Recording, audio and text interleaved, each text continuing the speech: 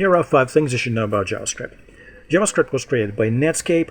Back in the 90s, Netscape was a household name, practically synonymous with the word internet, because this company created the Netscape Navigator browser, which was installed on practically every computer in the world. The browser could display forms, text, and images, but if you wanted to change something on the screen, you had to send the form to the server and reload the entire page.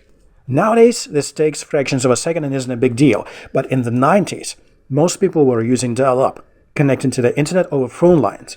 A page could take minutes, sometimes even half an hour to reload. That's why Netscape decided to make their programs run on the user's computer, strictly within the browser, for security reasons.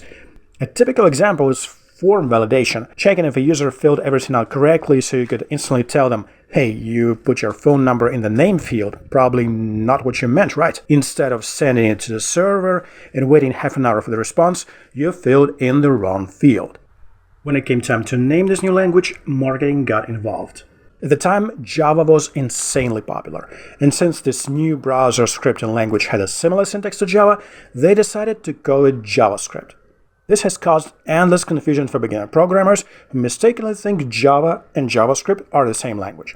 And now let's actually compare Java and JavaScript. It's funny how they share almost identical names, but sit on opposite ends of the spectrum.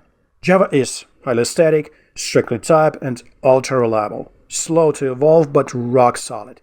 One error in your code and nothing compiles. But you know exactly where the issue is right away. JavaScript, on the other hand, is completely different. If there's an error, JavaScript will try to guess what you meant, and sometimes it gets it right. This means a program that looks like complete nonsense can still work, which blows the minds of programmers from other languages. Conversely, a program that looks perfectly fine might not behave at all how you expect. That's the magic of JavaScript, and it's everywhere. It doesn't care about your mistakes. If it understands what you're trying to do, it will run, and there won't be any errors. Java and JavaScript share a similar syntax because both inherited their structure from C. Still, most developers from other languages find modern JavaScript painful to look at. Even though the constructs seem familiar, what's actually happening is often a mystery.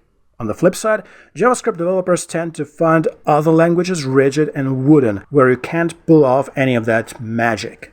Now let's talk about JavaScript's use case. Originally, it was designed for browser-based programming or front-end development.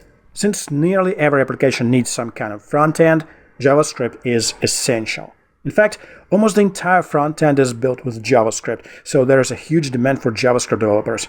As long as humanity uses browsers, JavaScript isn't going anywhere. It's a standard. But that's not all. JavaScript can be used anywhere. On the back-end with Node.js, on mobile using React Native and tons of other frameworks, even on Windows. I'm looking at you, Electron. Skype is built on it, for example. And even the terminal in one of Elon Musk's rockets was coded in JavaScript. JavaScript is a popular language with salaries that are above average for the industry. However, choosing JavaScript just because of the pay isn't a good idea, because all in-demand languages are paid roughly the same. So, if you're into magic, JavaScript is your language. But if you prefer things to be rock solid and guaranteed to work, JavaScript is not for you. Don't even go there.